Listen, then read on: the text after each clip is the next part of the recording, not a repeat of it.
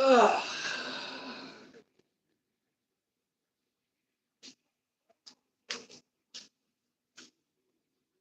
Another day, another blacksmith shop tale.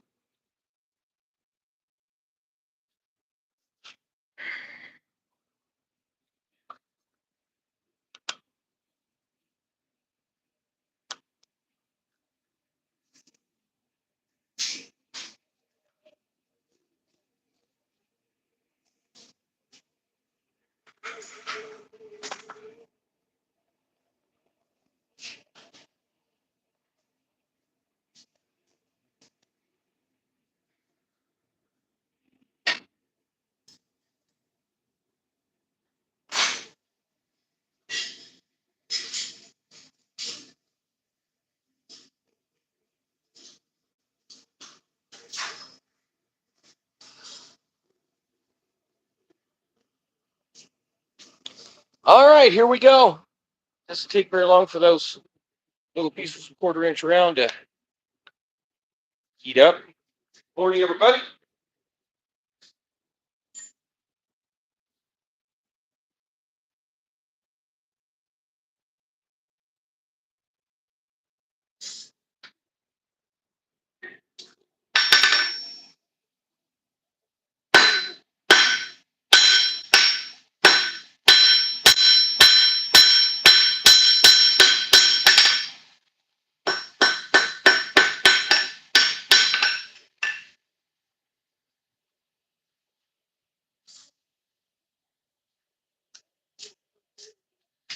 Greetings from Cody, Wyoming. Cody Ironworks. I'm NJ. Cody, Wyoming. Gonna roll up on some light blacksmithing here this morning. If anybody has any questions, I'll attempt to answer for you.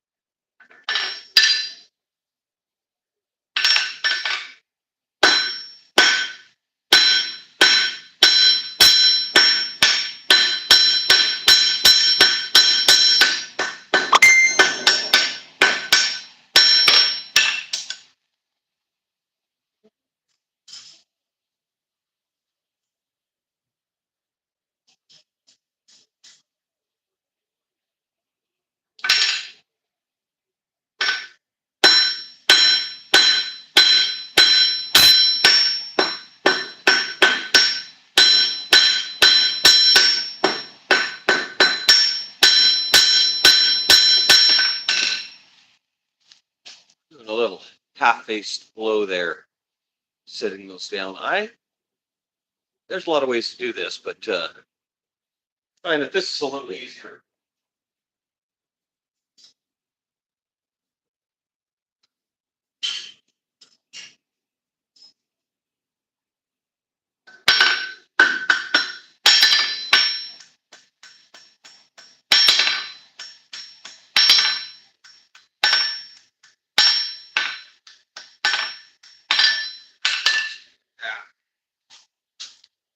I like the way the end kind of tucks into the little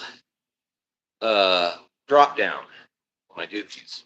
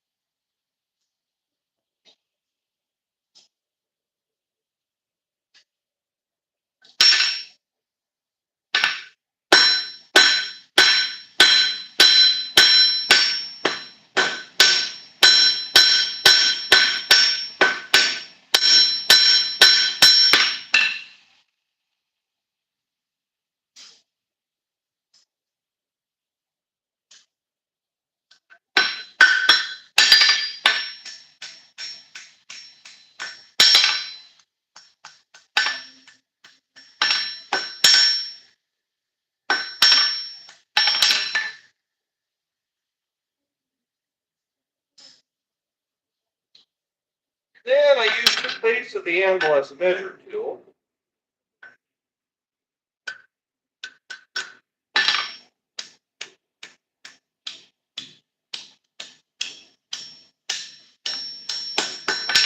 Bend them over and I leave it like that. Now you can leave them like that if you wanted to. That's not the way I do it.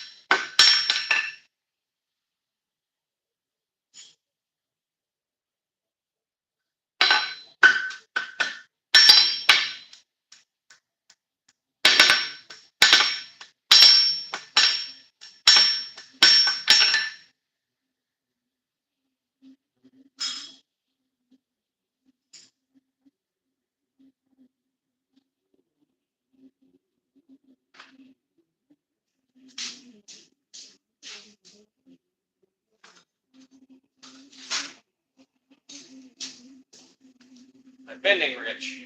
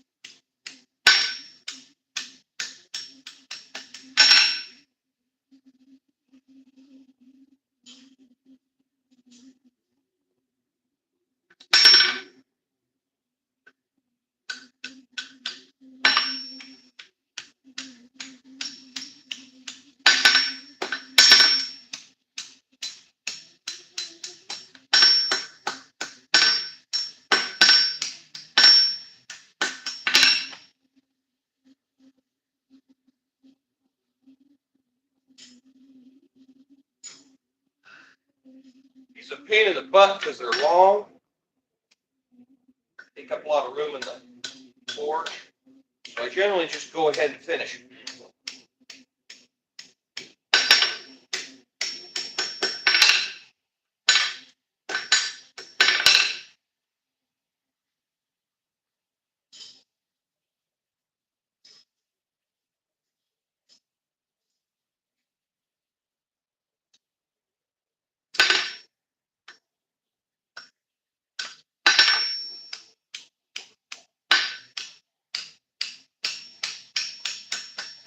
I've done so many of them.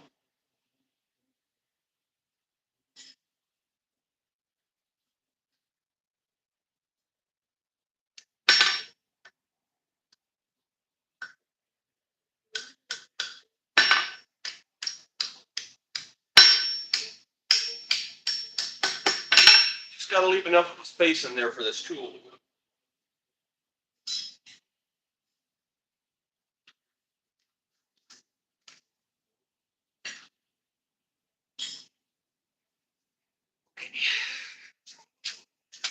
Pull this up a little bit so you guys can see what I'm doing here.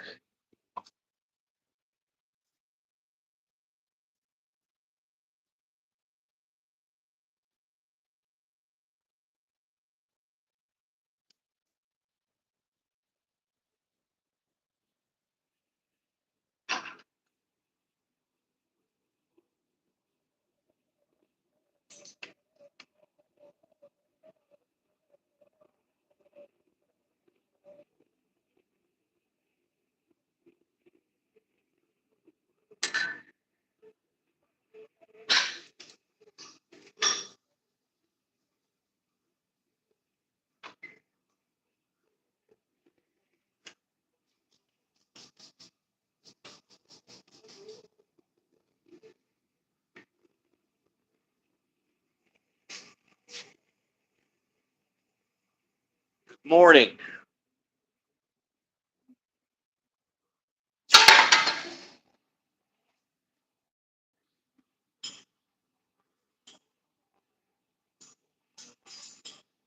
The trick to getting these good is you have to have the heat even all the way through the piece, or else they won't um, twist even.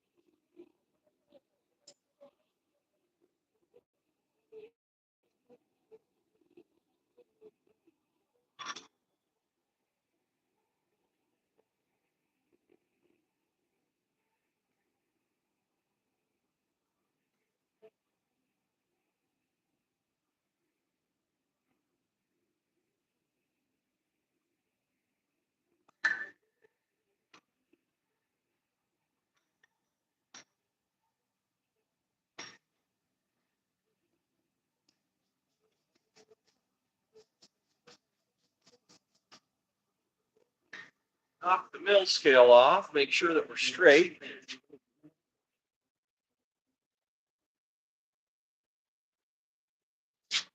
Throw them in the slack tub and let them cool off.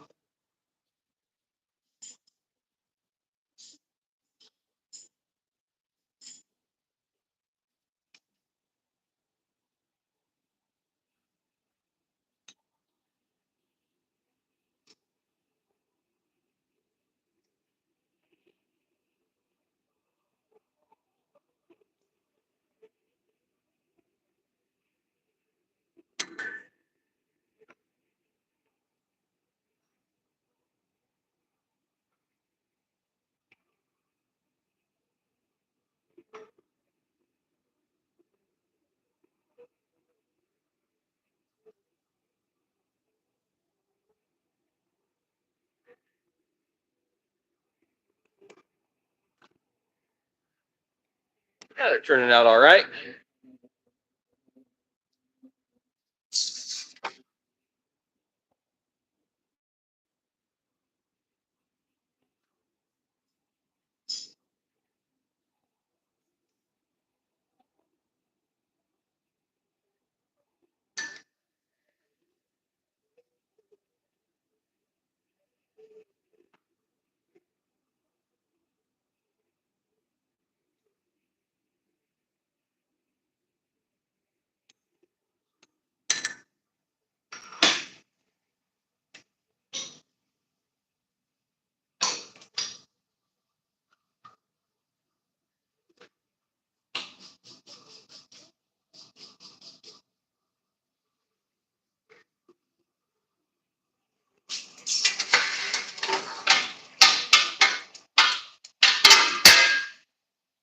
So I put those in the slack tub.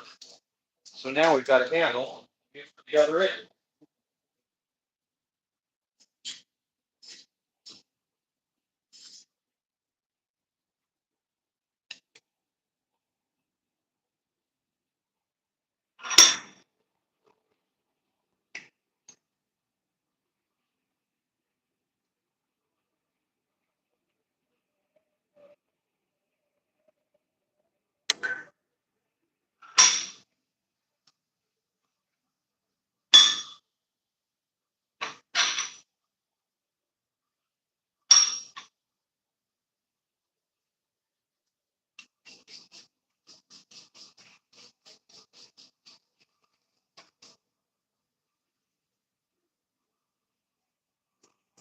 Morning, everybody.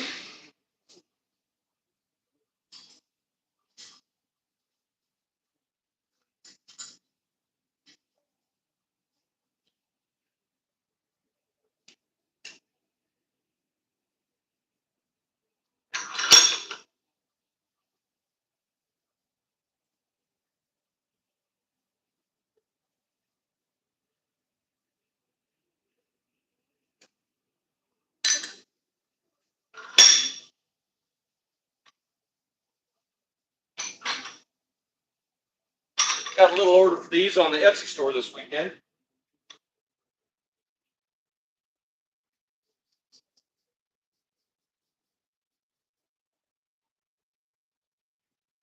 So if you got a little order, you might as well do a few extras.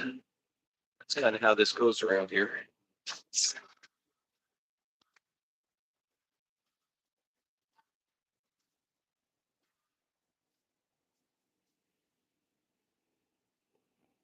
this turned out pretty good.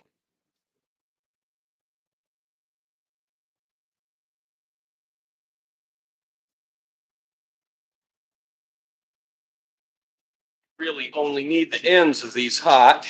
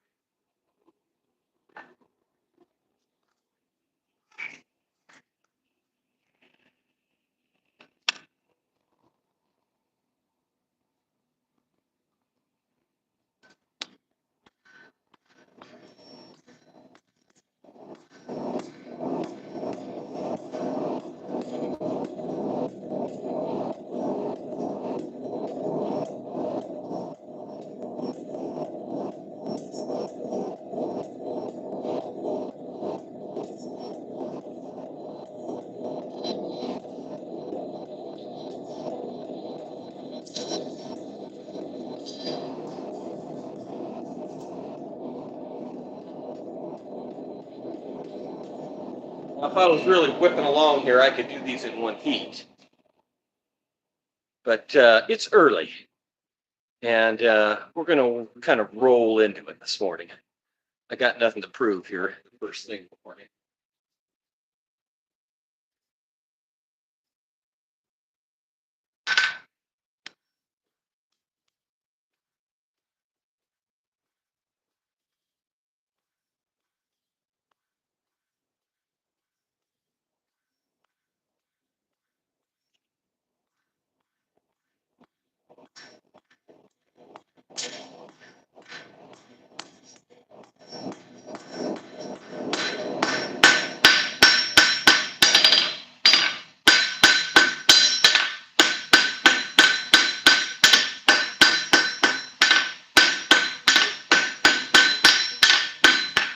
Pull that right down to just as sharp as a point as we can.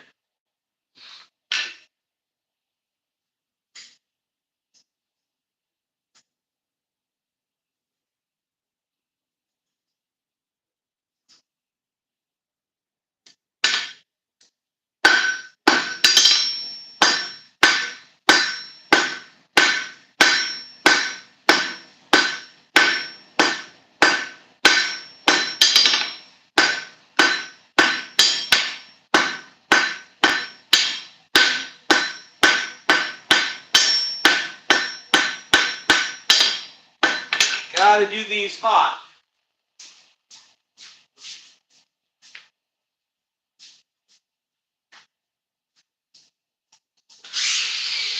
Even when you do them hot, once in a while they'll shunt.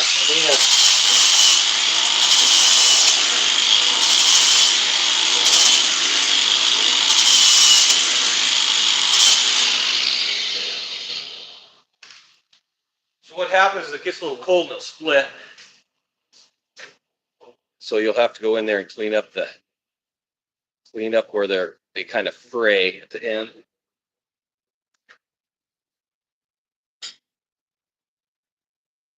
That's why I do this first. Try to knock the material down.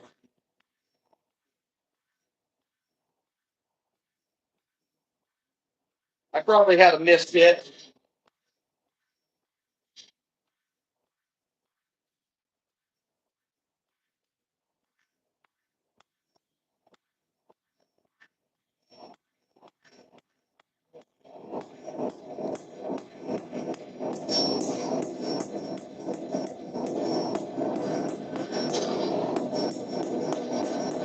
You don't want to hit them while they're cold, because that's when they really shunt, really break apart.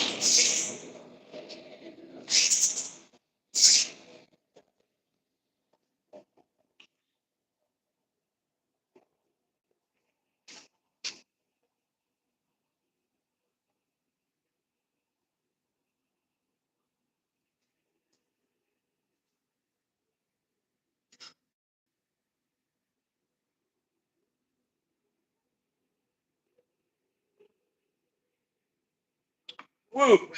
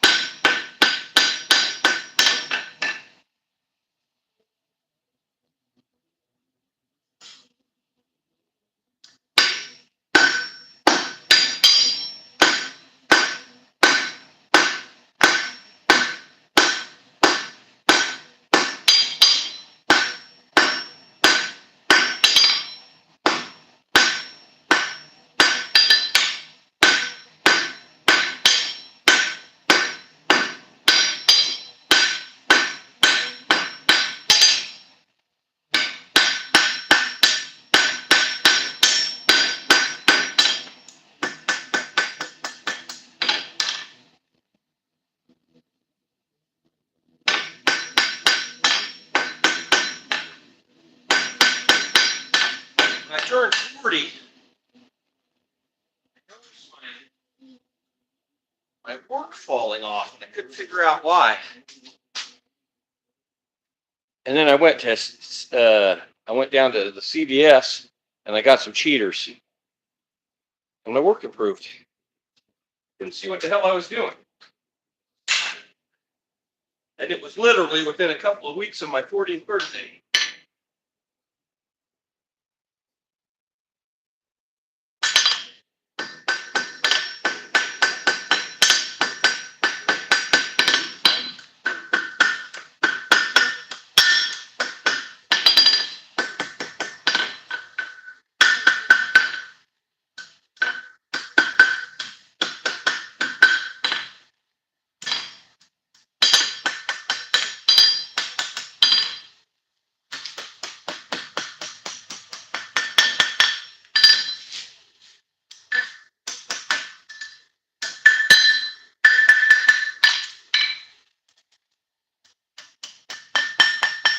I could bend them just a little overnight. Then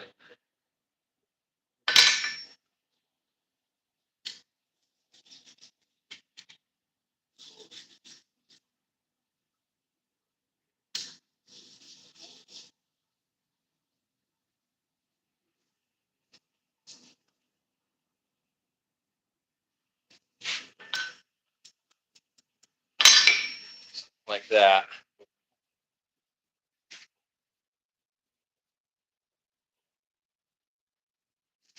Now,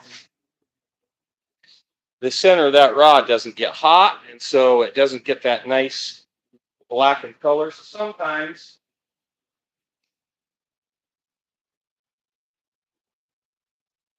set them across the forge like that.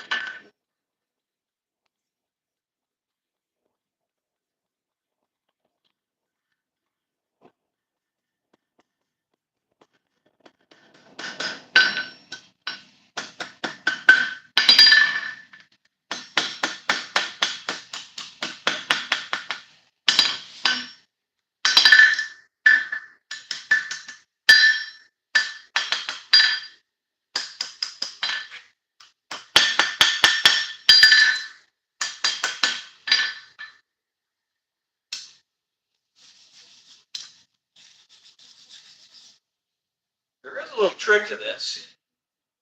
As I'm doing that, this is a steak turner for turning steaks on the barbecue. I bet I've done 1,500 of them. Thanks for the likes, I appreciate it. So when I'm doing those, get those bends nice, once I start that bend, I'm actually drawing that piece back against the anvil side. That's what keeps those nice.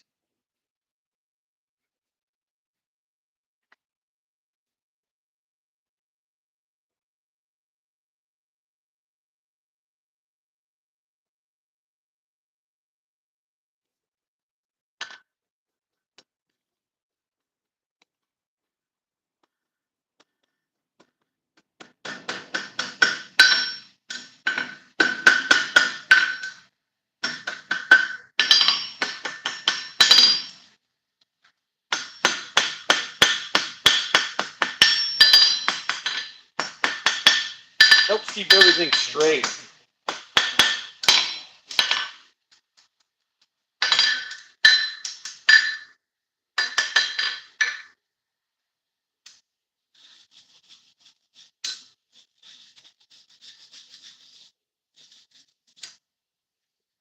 You can find these on the Cody Ironworks Etsy store. I've done several different, like a lot of times, like around Father's Day, I'll get an order for like 20 or 30. One time I got an order for 55 of them. For a church down in Texas. They got them for all of the fathers for Father's Day. Barbecuing in Texas is big.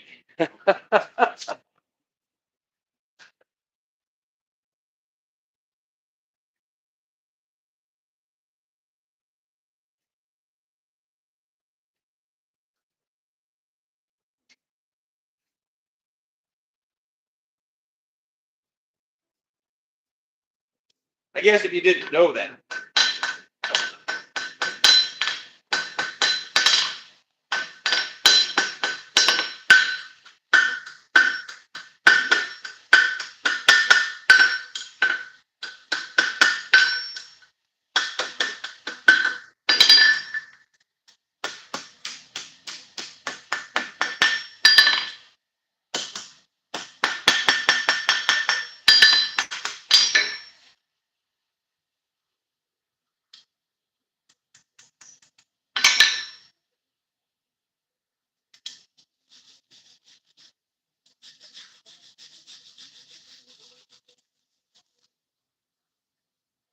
They don't have to be exactly the same, but you want to try to make them as consistent as you can.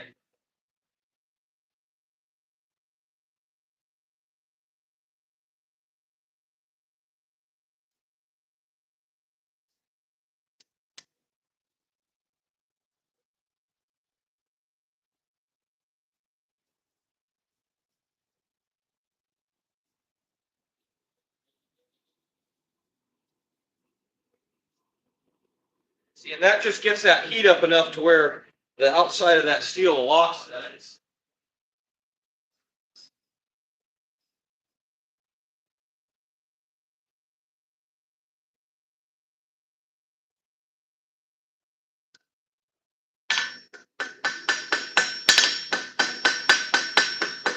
is the one that I had to grind on, so I'm going to hammer on that and get rid of those grind marks.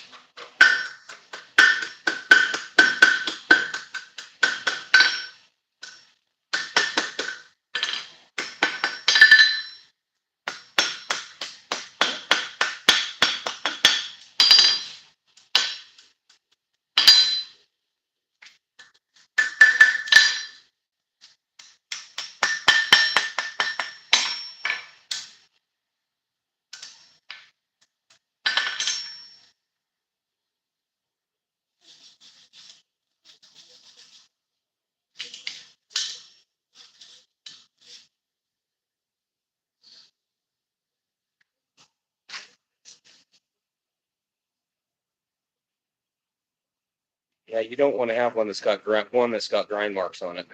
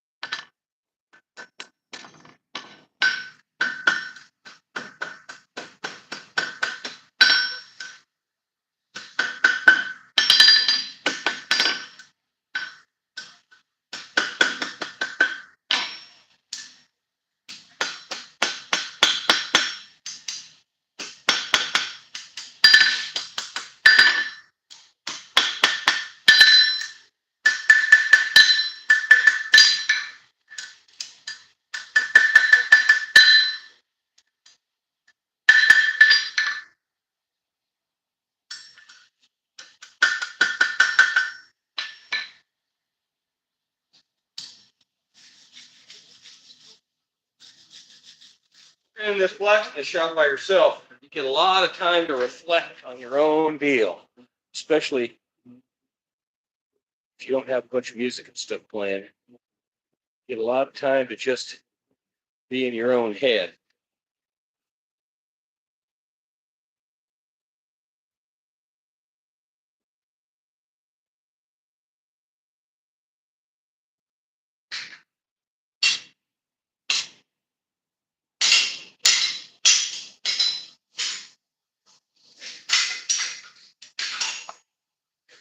some points in my life that's been dangerous.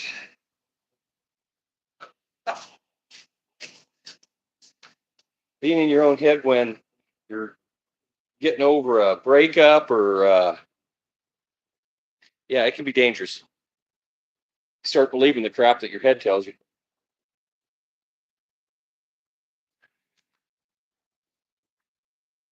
That's never good.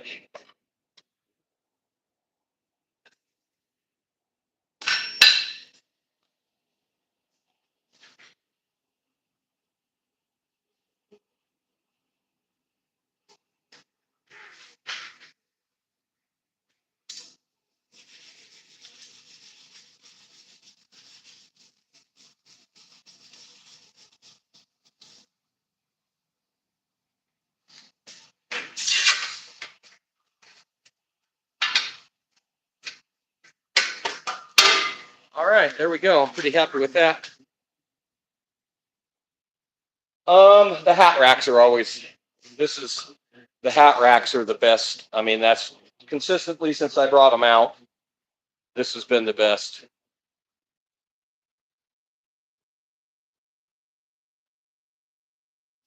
Please don't copy my design. But do tons of these too. I've got about 10 products that have been pretty consistent for me. And none of them are the same. These boot jacks. Do a lot of these boot jacks, but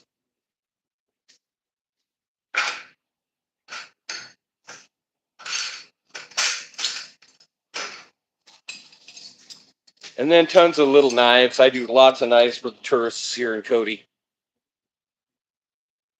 And I over tempered these the other day, and now I got to reharden them. See how I over tempered them? I left them in the damn oven too long. Had the temperature up a little too high. So now I got to go back and reharden them. Dang it.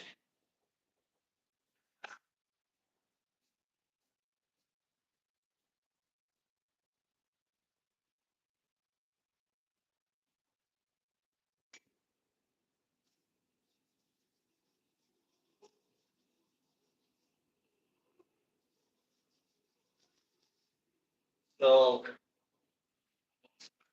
but everybody does these. I think there's a bunch of guys that do these, but just that little extra heat on there takes that and reoxidizes all of that steel and makes them look really nice. Thanks for the likes, everybody. I appreciate it.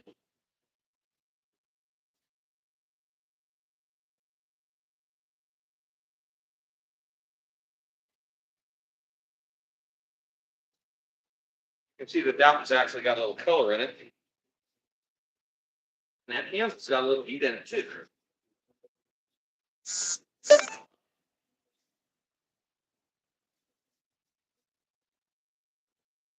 A lot of guys will use a big meat style brush.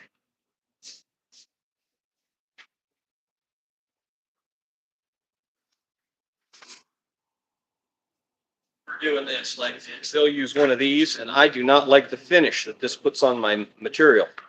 So I don't use one unless I'm doing really heavy forging. I'll use this kind of a brush.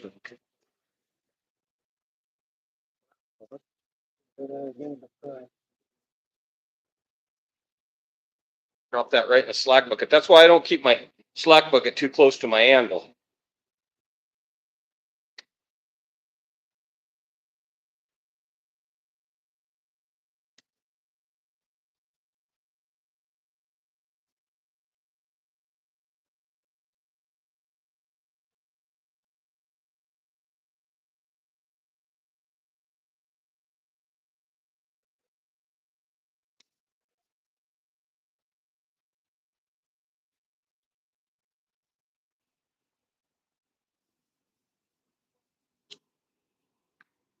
That just gets the color and the finish all the same. It's actually been very slow. I'm down about almost 50% from last year on the Etsy store.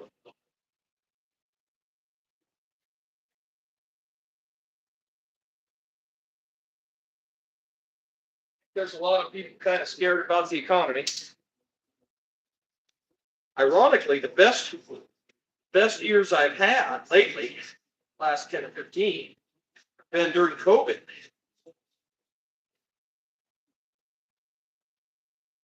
Stayed very busy during COVID. I think a lot of people are trapped at home and we're doing remodels and stuff. I'm good.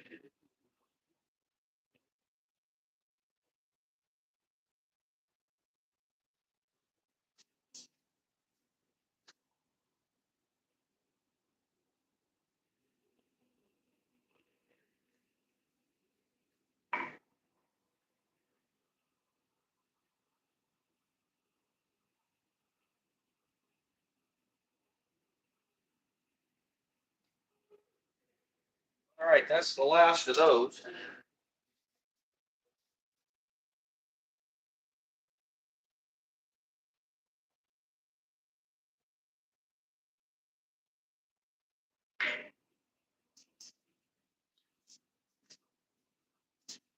I generally do a whole stick at a time, but I got a half a stick of that left.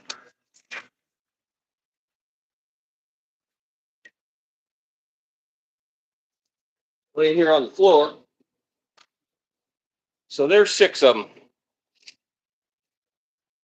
Now we're going to work on some parts. I got to do some parts. Got to get them in the mail today.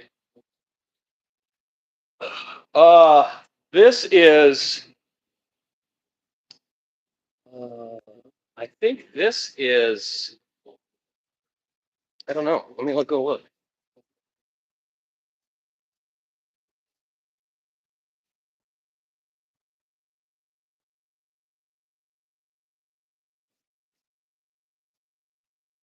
Cafe Bustelo.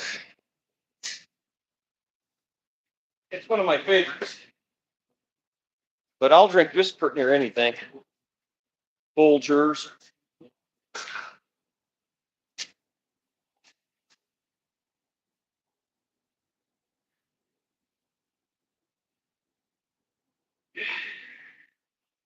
Okay, now for some heavier work.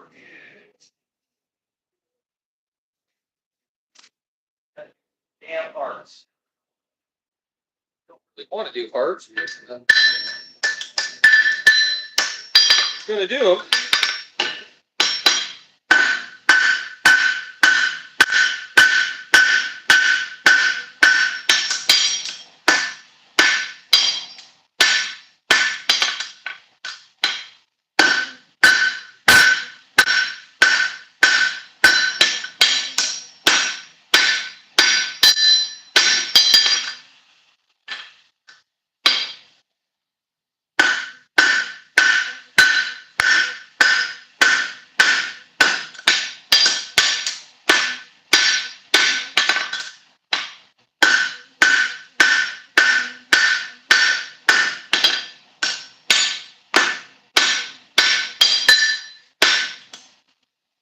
Guess I could open that shoe up a little bit more. Make it a little easier. If I had an anvil with a good round horn, that would be easy too.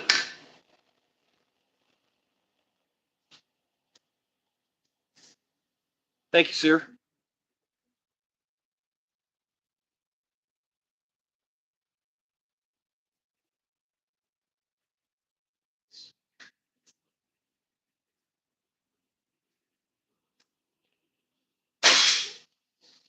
All set tongs. Knocking out the horseshoe nails first thing. I can. They aren't so stuck in that they won't come out.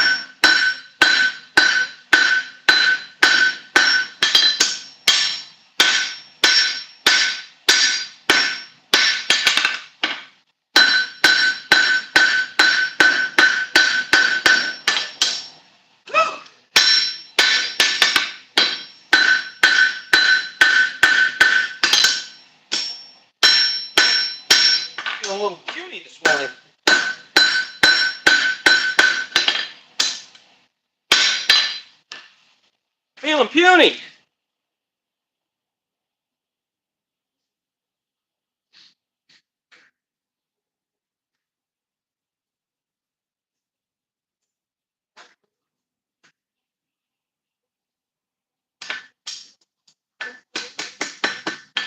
These little itty bitty shoes like this, a lot of times I'll save them.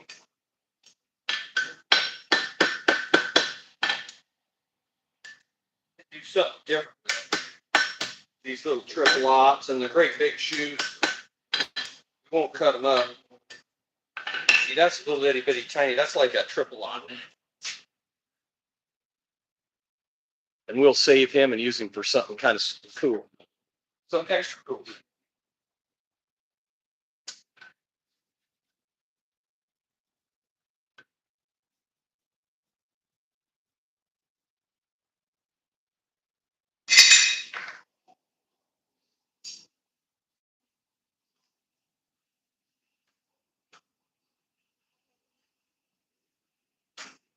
Got this one horse head here that I forgot to put the eyes in. So we threw it back in the forge.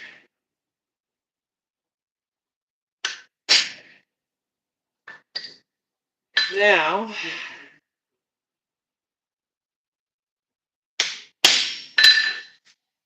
all kind of wonky. It's got one heel that's not quite right.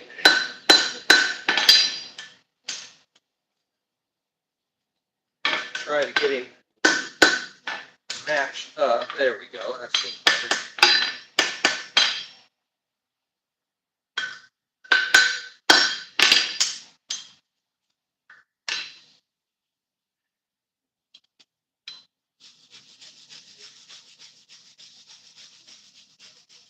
I use that set of tongs and I got it pressed against the side of the face of the amp. Then I push down a little bit. And that kind of works like a vise. That's one dirty shoe. It's got a lot of dirt in it. Get in here and try to bust up some of them.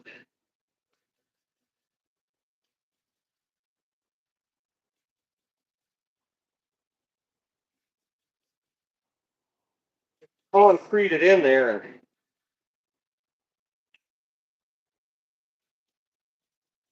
I don't mind sending them out with a little dirt in them, but makes them look real. But I don't want to have a whole truckload of dirt in there.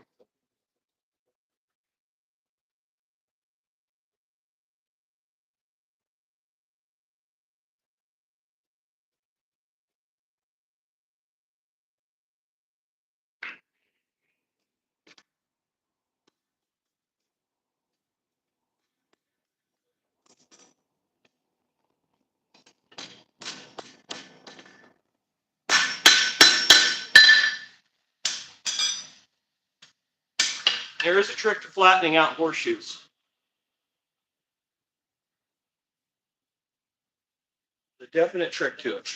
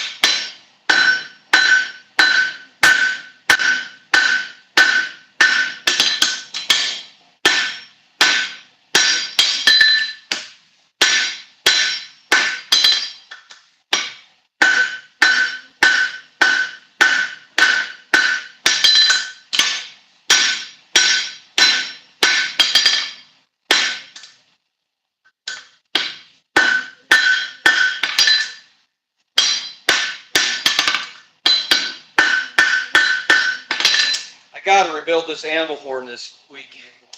It's getting pretty bad. I got a couple of big flat spots in it.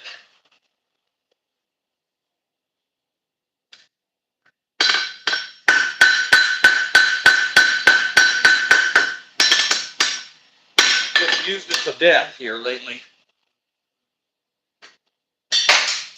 Whoops.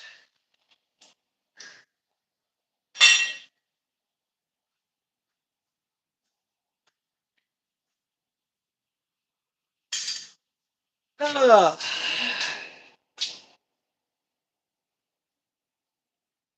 How's everybody doing? Greetings. Good morning. If you just came in. This is blacksmithing in real life. Sometimes it's action-packed, and sometimes it's just boring.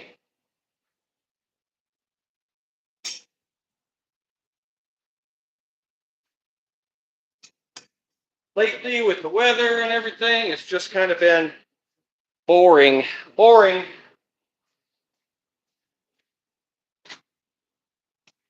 But I was going to forge outside this week, and just got so busy doing other stuff. But we are going to do some cool stuff. I got some horseshoe crosses laid out on the floor. I'm going to weld up.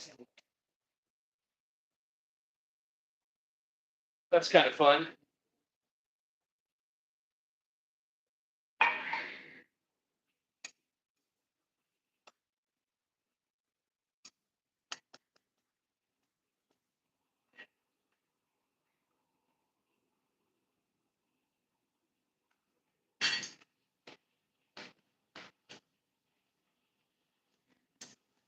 Of course, the hotter the material is, the easier it moves. So I ain't wearing myself out so bad. Does iron working make you gay? Well, in my case, not, apparently. If anybody was going to be gay from being a blacksmith, it would definitely be me, because I've been doing it for 36 years. So I would say that's a negative.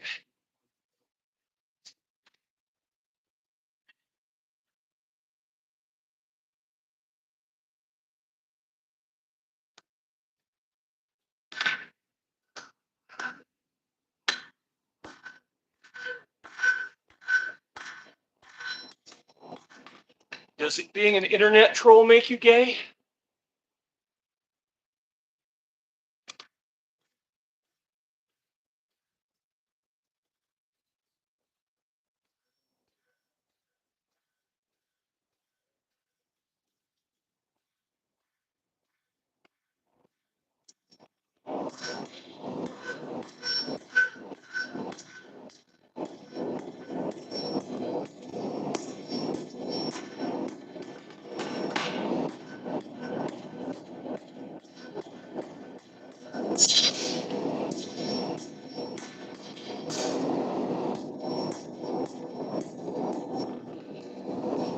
That's what I'm looking for.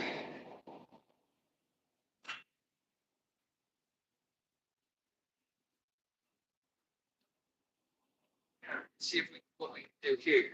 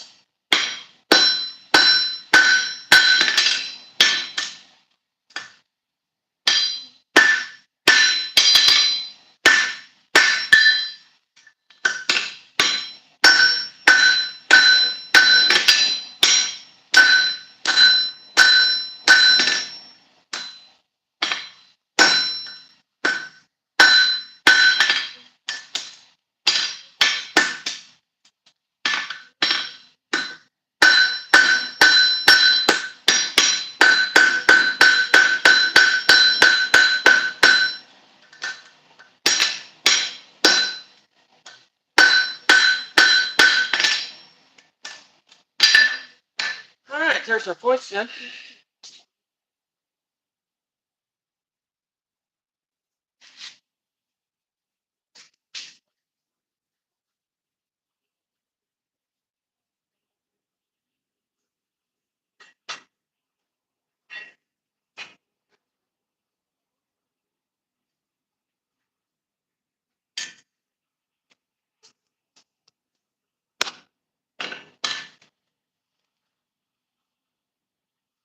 Yeah, just twirling along here. Hurry up and wait. Get it fast. Well, thanks for the likes, everybody. I appreciate that. Dude.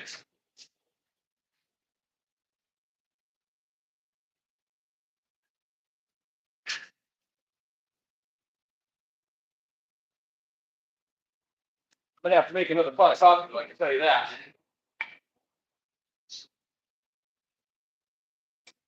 More coffee this morning.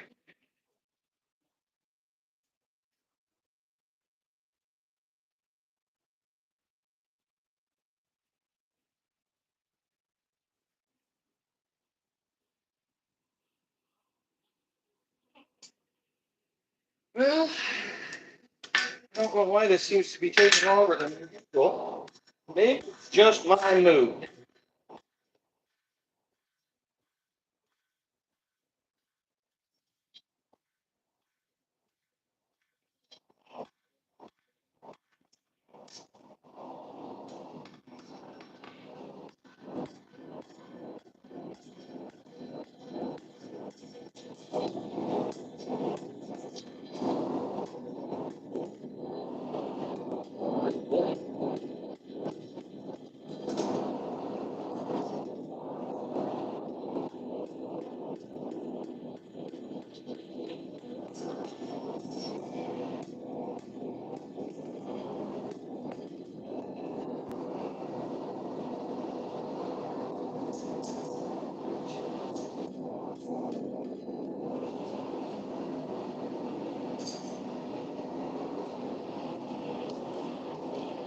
In my opinion, there are two things that will set you down the road of being a drug addict. One is hanging sheetrock for a living, and the other one, I'm pretty sure, is shoeing horses.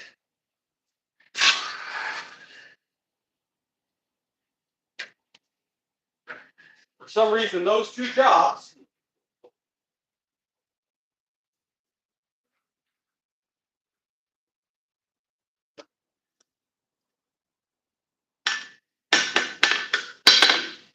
are more susceptible.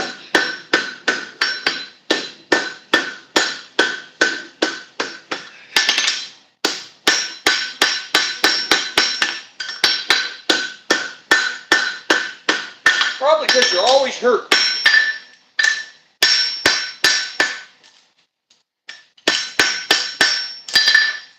Those two jobs, the body, always hurt.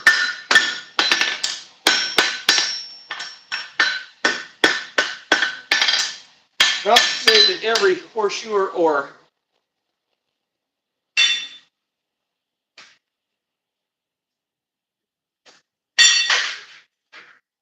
drywall hanger is.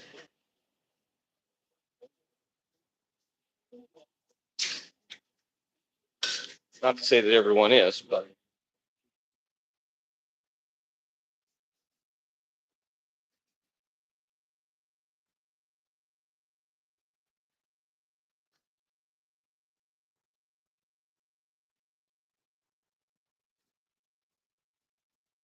hard jobs, they're hard on your body.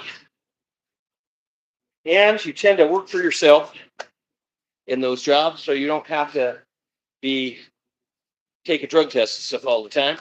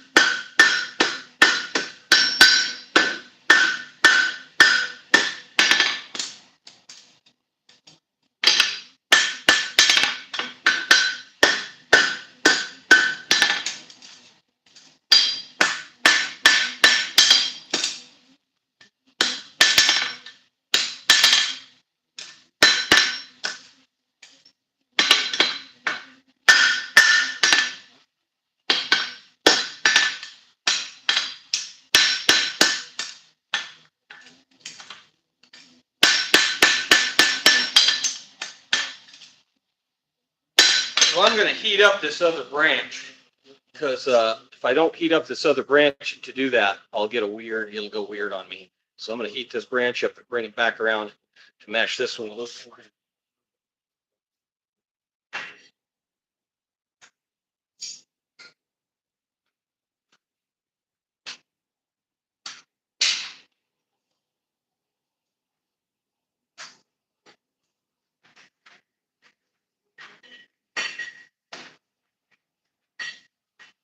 I could struggle it out, but there ain't no sense. I got the forge sitting right here.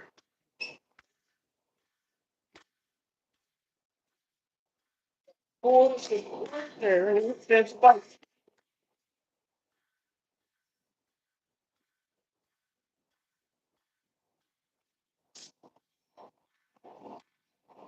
I'm not getting paid by the piece.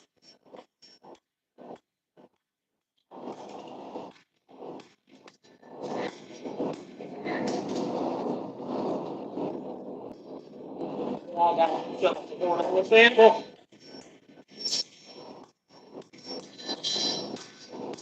it's driving me nutty.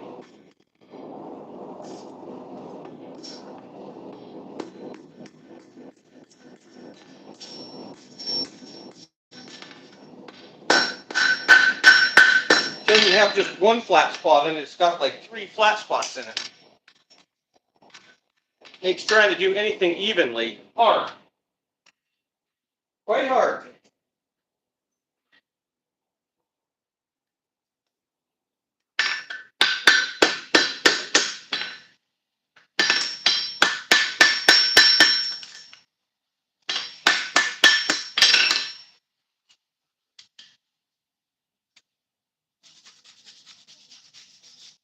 Here we go with those concrete in shoes again.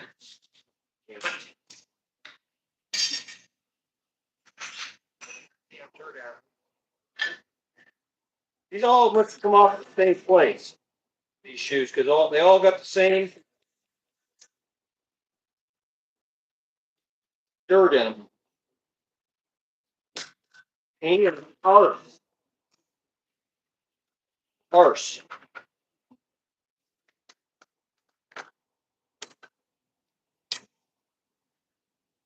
Some days are just a struggle.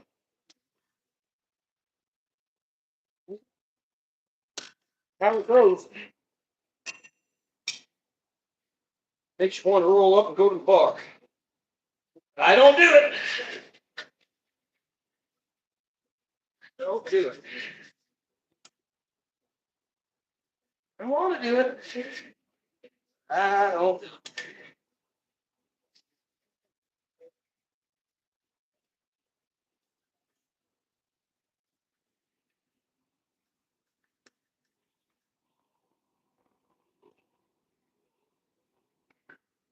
That okay?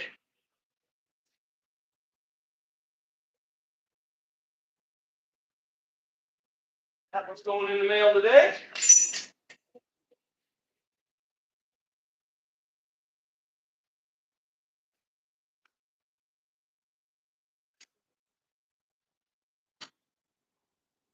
This one's probably going in the mail today if I don't screw it up.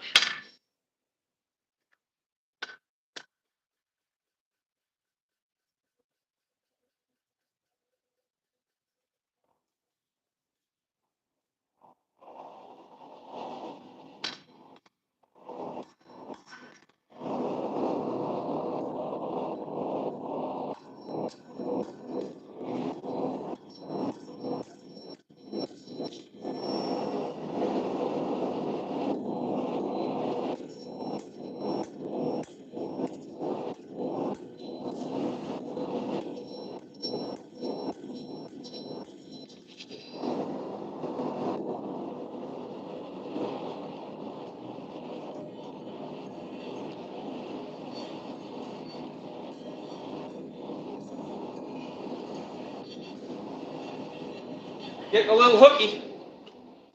Boy, hook.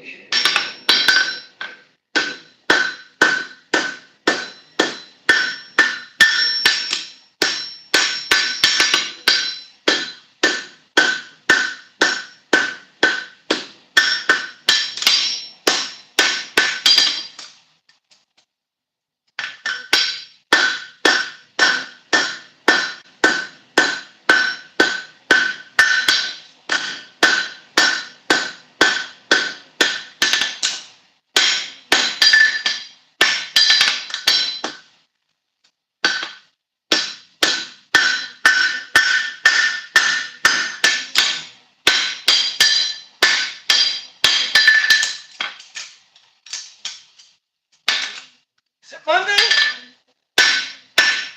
Acting like it's Monday.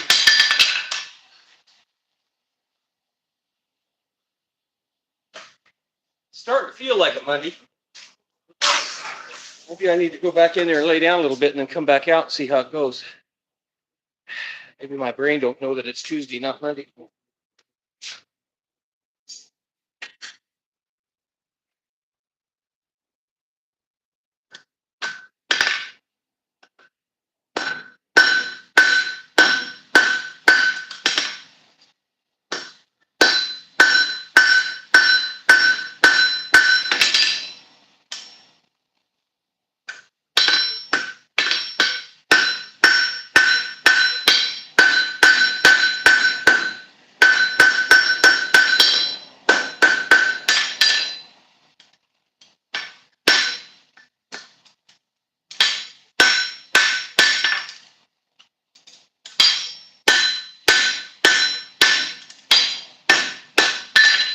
It's got to be kind of cool. That's a different kind of a shoe. Got a little different look to it.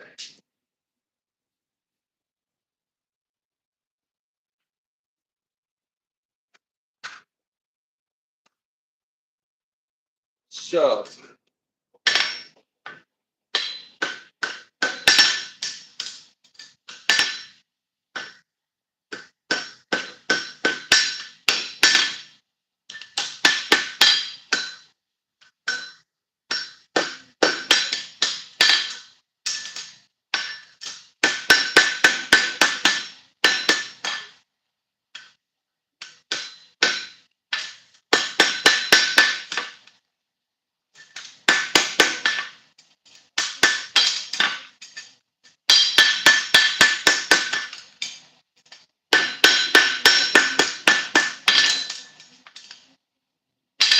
yeah, that's nice. That one, that's okay. I'm all right with that.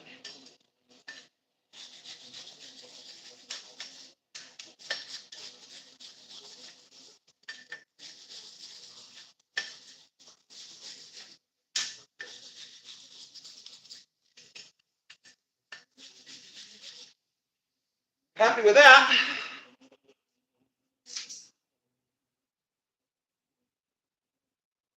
Turned out pretty nice. Nice thick shoe all the way through. Good.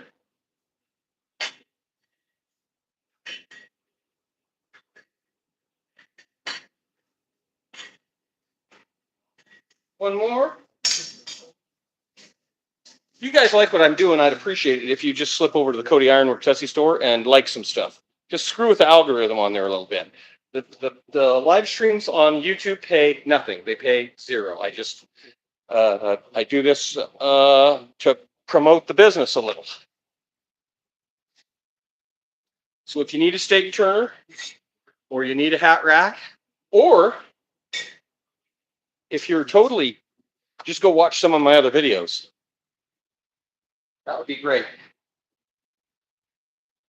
You go watch a few of my short videos. I get paid about 8 cents per 1,000 views. So I ain't getting rich on those either. But every little bit helps. And it motivates me to do better content.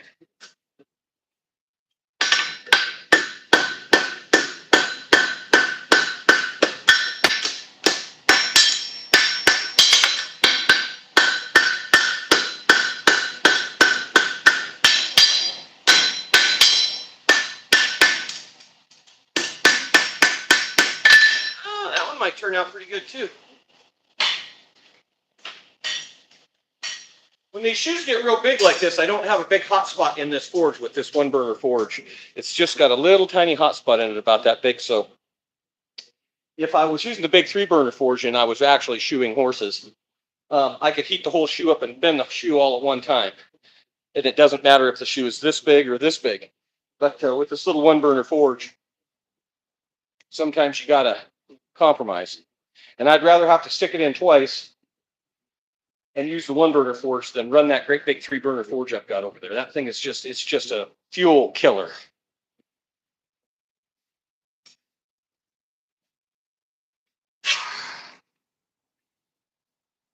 Yeah, it just sucks the fuel that you're burning away. So. Now, once I get that other side of that part twisted in, it'll work fine. But it's just, that shoe's this wide right now. So I got it all straightened out. Thanks for the likes, everybody. I appreciate it.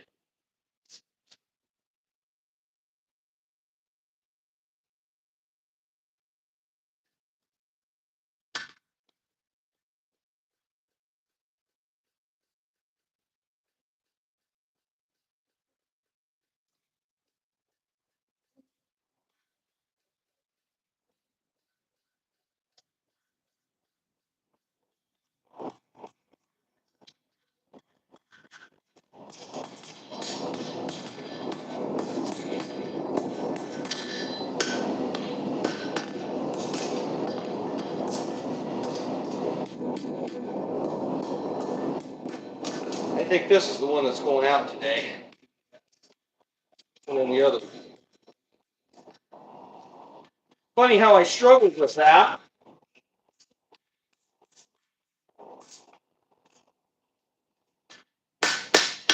And it turned out to be the nicer shoe. Bought that.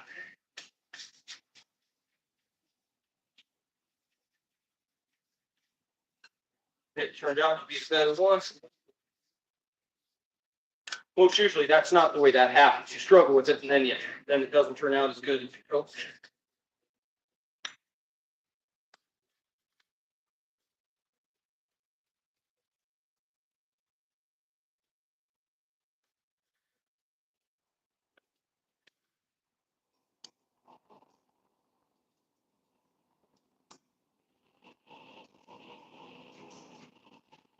Right? Not too bad.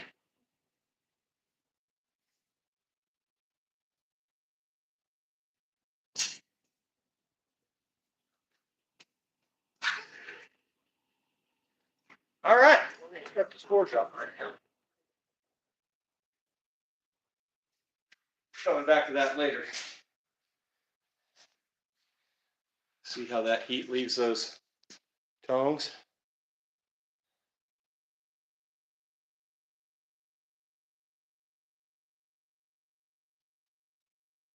That's why you don't ever use hardenable steel for tongs. You want to use a mild steel for them because the heat cycling in the tongs, it'll make your tongs brittle and they'll crack. So you want to use mild steel for your tongs. Thanks for the hearts. I really appreciate it. Thanks for the likes, everybody. I appreciate it. Well, we're going to work on hat racks next. Got a bunch of them I got to do. Sorry for the move. So, what the heck? Oh my goodness, it's all covered with filth. Stand by, everybody. Standing over here yesterday.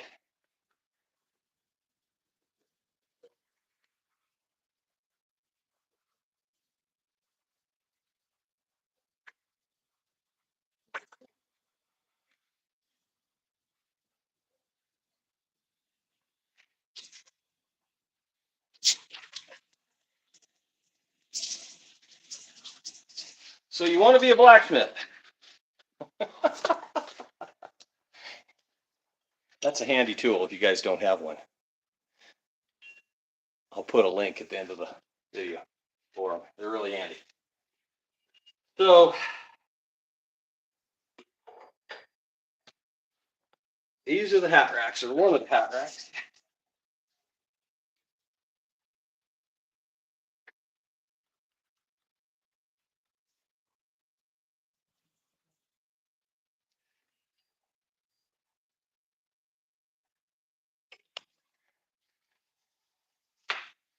Got them all. I think I've got them all. I've knocked most of the slag off. So this is when we get done welding them, this is what they look like. And then what we do is we come over here, these two tools, here, like that. Come to this big vise, the great big one.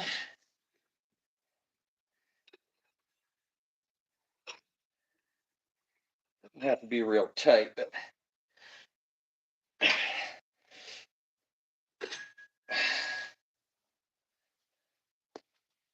and then we fiddle with the bend here a little bit if we want to.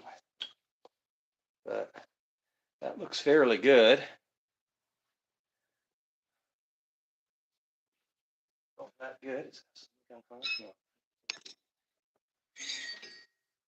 So we do several different styles. That's me. I do. Me and Chuck sometimes, but mostly me. Do hat racks. And these will probably go in the mail today too. So looking about as many of them as I can get in one box. So this is the unsexy part of being the blacksmith. So all of this cleanup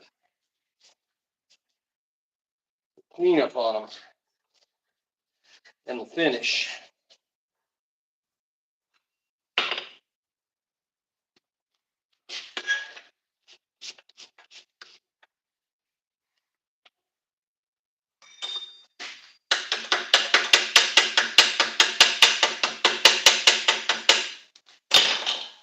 Get the little splatters on them like that.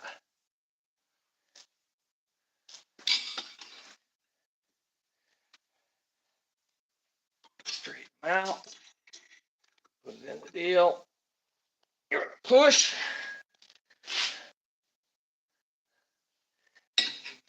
Now, there's no way to make them exactly match because every shoe is a different size. So you got different sized shoes.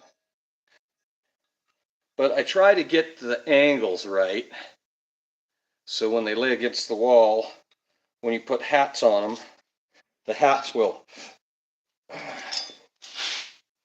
relatively set at the same angle.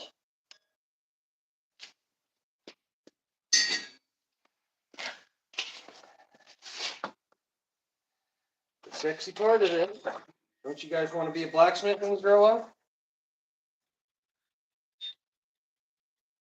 Doesn't make you want to do this every day?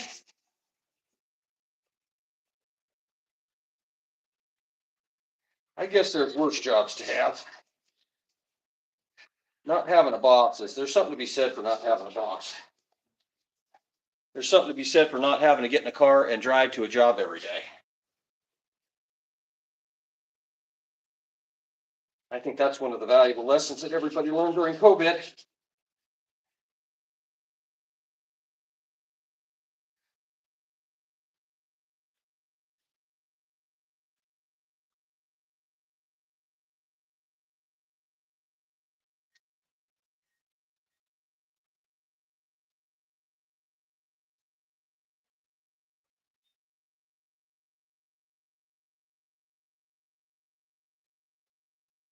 They don't come off real easy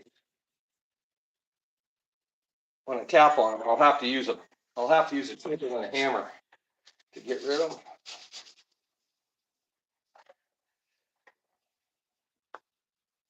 Most of the time, that dirt, and I can tell you where these shoes came from because that red dirt, I know that those ones came from over in 9 County. That is not Park County dirt. That is 9 County Grable clay. I can tell you that right now.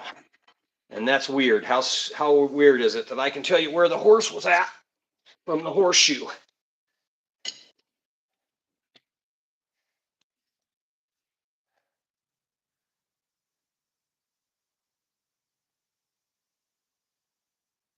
Well, I can tell you. So sometimes I'm using that.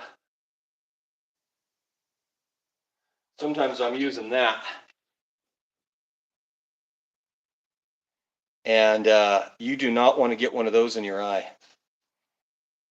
and you have less chance of getting one of these in your eye, but you do not want to get one of those in your eye either. That's why.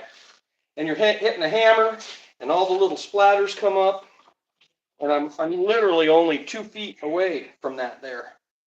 So yeah, but you do you. But 36 years of doing this, I don't step into this shop without a pair of safety glasses on, because I hate going to the optometrist. I hate going to the doctor, especially over something as stupid as that you can prevent by putting on a pair of $6 safety glasses. And I have to have them on anyway because I'm so blind anymore.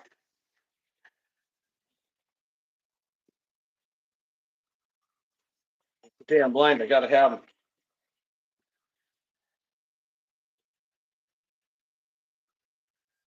In the words of Larry McMurtry in Lonesome Dove, better to have them and not need them than need it and not have it. And the whole thing about a pair of safety glasses is you don't know how many times a day they do save you.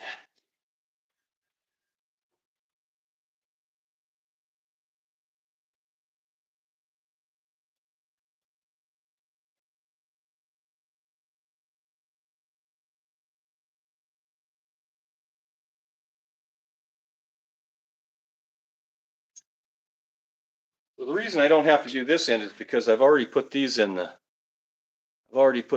the tumbler. So this whole part of this has been welded and tumbled first.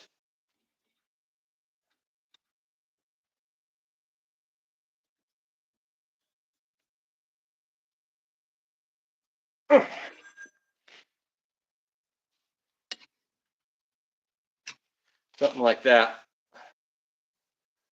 All right, I'm going to shut that compressor off so it doesn't kick on. Don't want it to kick on because it's noisy. So every one of these is just a little different because every shoe different. It's just horses are just like people. They wear their shoes out differently.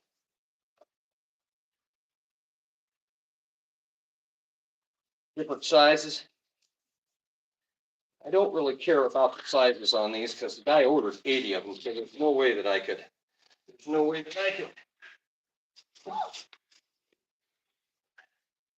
There's no way that I could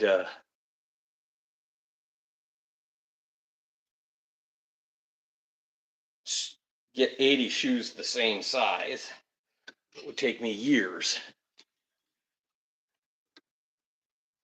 So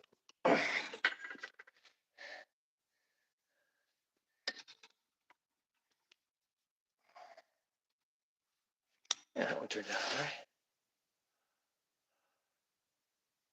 I wear safety glasses, but I don't wear any gloves. You notice that? My hands got to be pretty cold.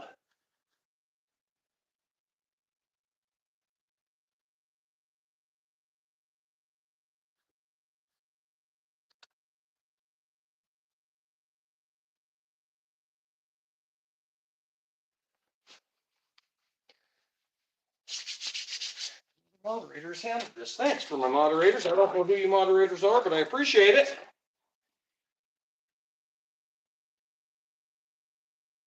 Keeping the knuckleheads out. Generally, I don't mind it.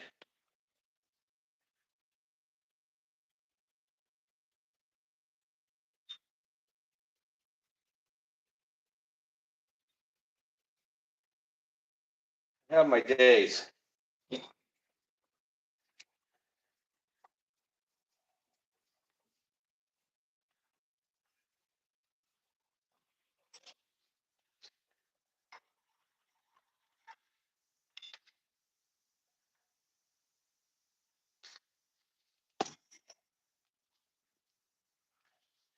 I learned it only took me 20 years to learn which horseshoes to use to do those horse heads.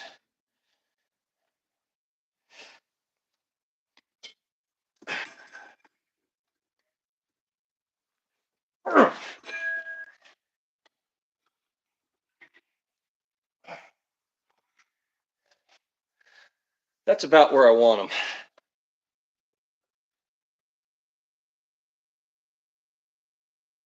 Like that.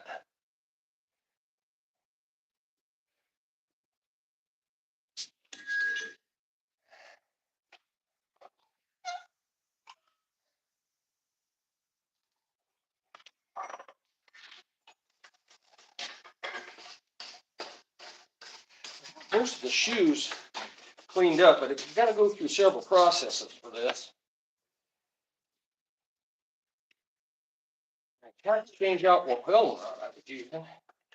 This new welding rod I'm using, I'm not real excited about. It ain't the greatest. I'm going to try to get some more of the other when I get flush here.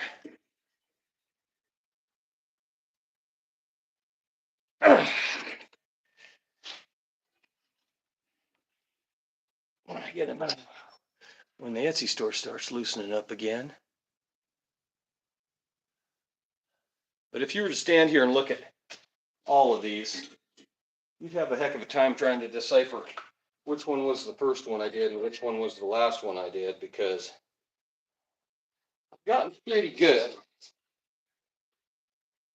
at keeping them consistent over the years. And generally, if I have an outlier one, like if I got one that really doesn't fit in, I'll set it aside and I'll use it for something else.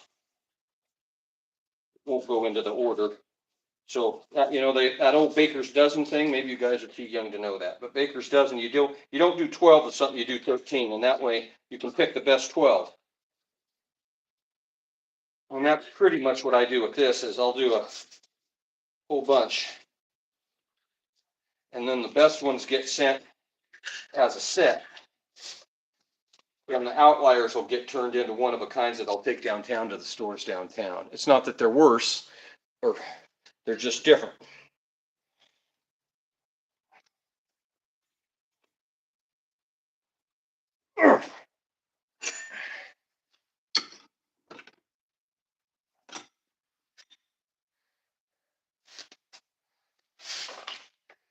So from here,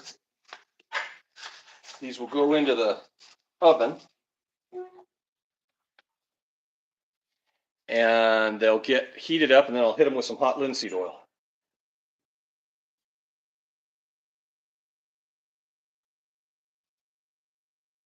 But the cleanup takes almost as long as building the dang things. I guess you've seen that now.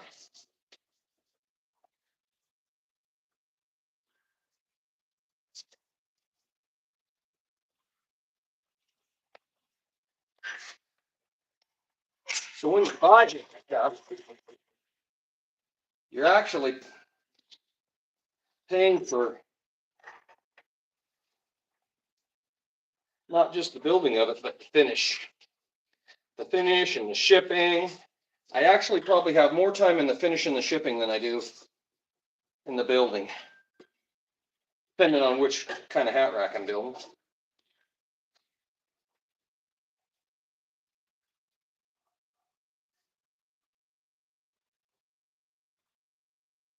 You can just see how many times my hand touches that sucker before it gets out of here. There is no part of that that is machine made.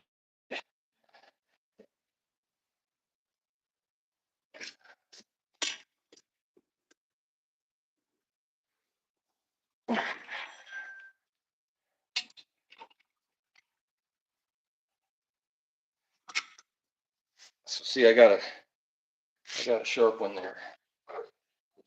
Gonna have to, it didn't come out the other way, so now I'm gonna have to. We're gonna have to condense it. My condenser to come off of there.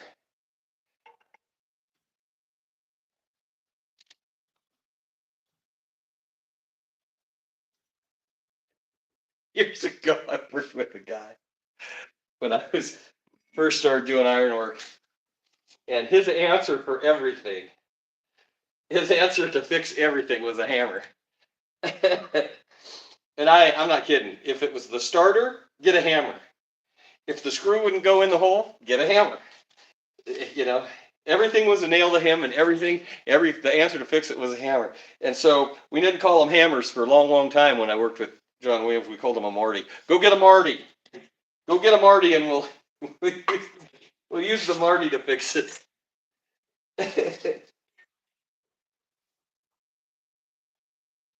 We'll get the Marty.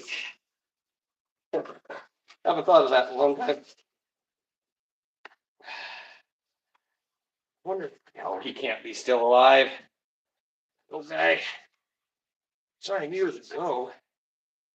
I don't think what his last name is.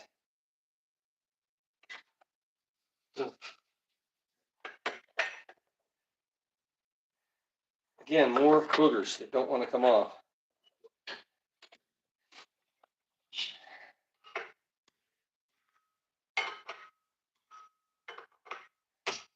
They're a little BB that sticks, splatter. And they just stick, they just weld them, they're just hot enough that they weld themselves to the work. And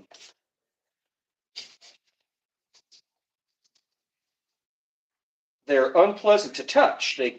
They're not sharp, but if you have soft hands. And the last thing I want is somebody, when I box these up, the last thing I want is somebody to reach into the box and pick up one of those and hook that, one of those little BBs on their hands. And then I don't think it would make you bleed, but they're uncomfortable. And so I take the extra time to get rid of it. And I run my hands over that son of a gun to make sure.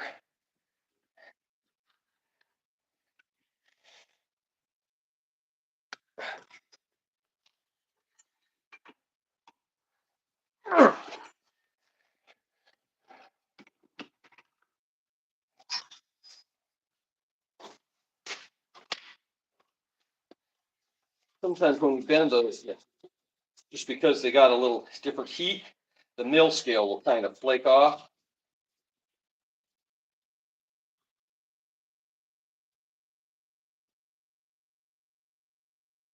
But you got to admit, they are a one-of-a-kind deal, man. As far as I know, there's nobody else on Etsy or anywhere making these yet. Probably after today they will be. But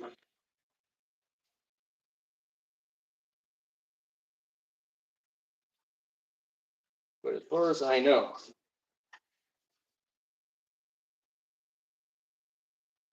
so far, and I don't go hunting out my stuff. I don't like go hunting for other people building what I'm building. As far as I know, I'm the only guy building these right now. Probably tomorrow there'll be some Chinese guy building them and selling them for a nickel on there.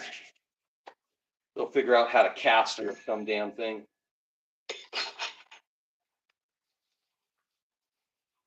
That's already happened to me once in my career. They're hat racks. I'll show you here in a second. I'll bend this one up. So this is how they come out of the welding when I get done welding them, and then I bend them. I come over here and I have a couple of jigs set up and I bend them like so. Straighten it out. And then this surface mounts to the wall like this. Bloop. Mounts to the wall. And this is where you hang your hat. And so your brim of your very expensive hat isn't touching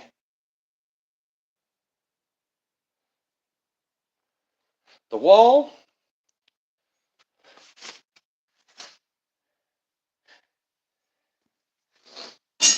And I don't know if you saw that, but these ones are really fancy because they've got the horse heads forged into them.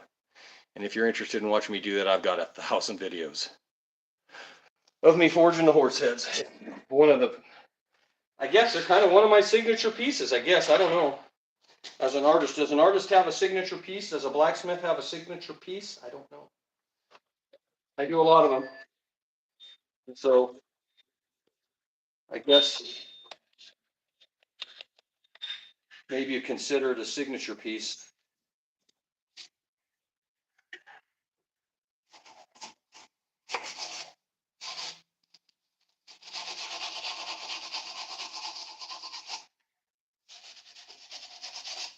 sometimes I use a wire, the pneumatic wire wheel on a die grinder for this, but in actuality,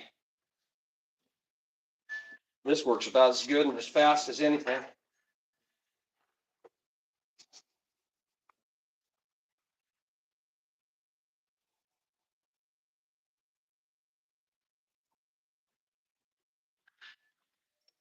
Like, see, you can just, maybe you can see them. See those little dimples right there? And they're not exactly sharp, but they're kind of sharp. They're just a little piece of splat. And the chance of somebody touching one, see, here's the difference. That's the difference between something you order off of Temu and something you get from somebody who gives a shit about what they're building.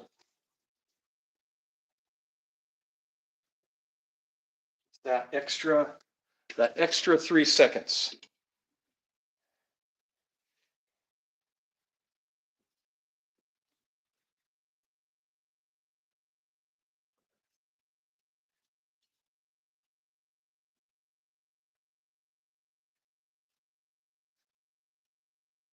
Thanks, I appreciate you think that that's legit. I'll take that as a compliment.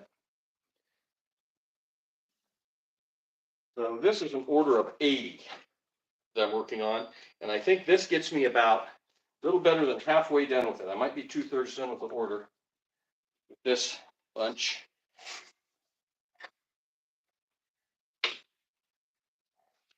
And so tomorrow there'll be more of me. Now that the sun's up, I'll get out into the horseshoe file and I'll start rummaging through there for horseshoes that will work to do this. And tomorrow we'll be forging more horse faces.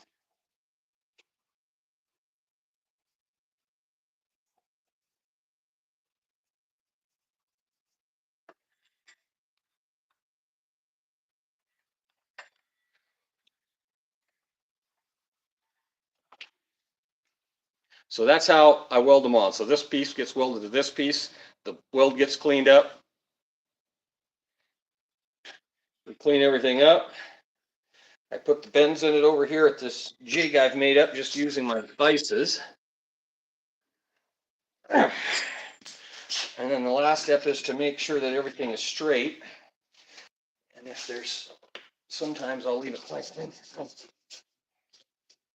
Make sure that I got all the cut off. And then that's it. And on this bunch, we got one more.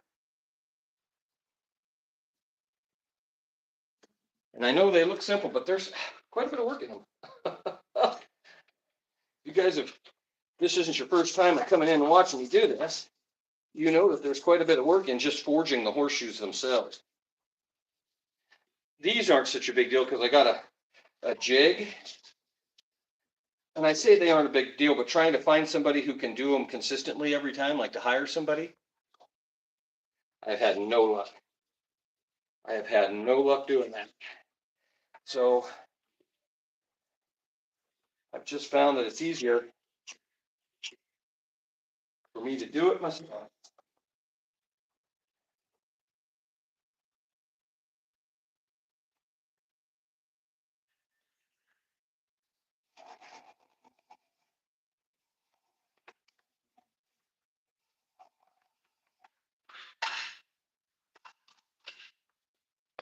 This is the last one, so I'll swing you around here so you can see what I'm doing.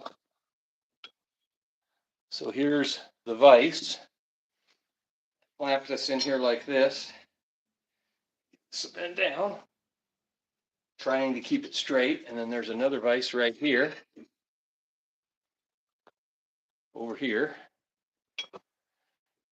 And I measure off of my nail holes or my screw holes where the holes are going to be mounting to keep it straight. And I get this evened up along the top here. And if I'm a little wonky, I change it, but that one was fairly straight.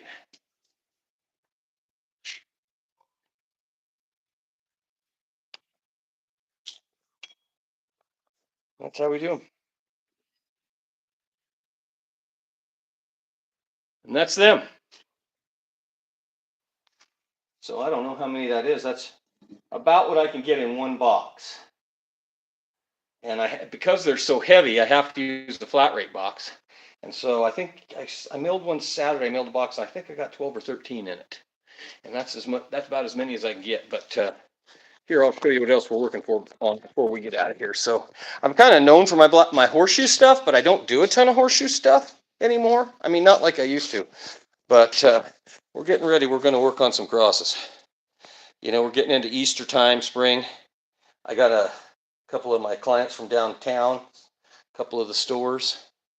So I'm getting ready. So this will be the next project, but I'm going to have to set up and stuff to do that.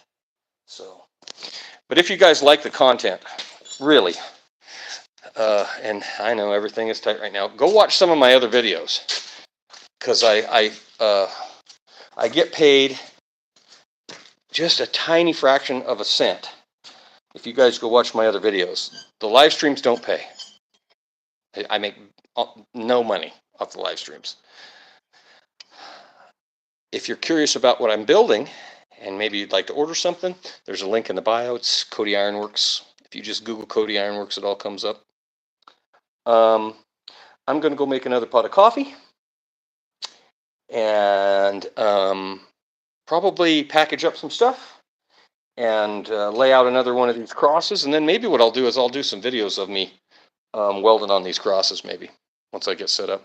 Thanks, everybody, for coming in this morning. We'll probably catch you tomorrow. Get it hot and hit it. Always wear your safety swims.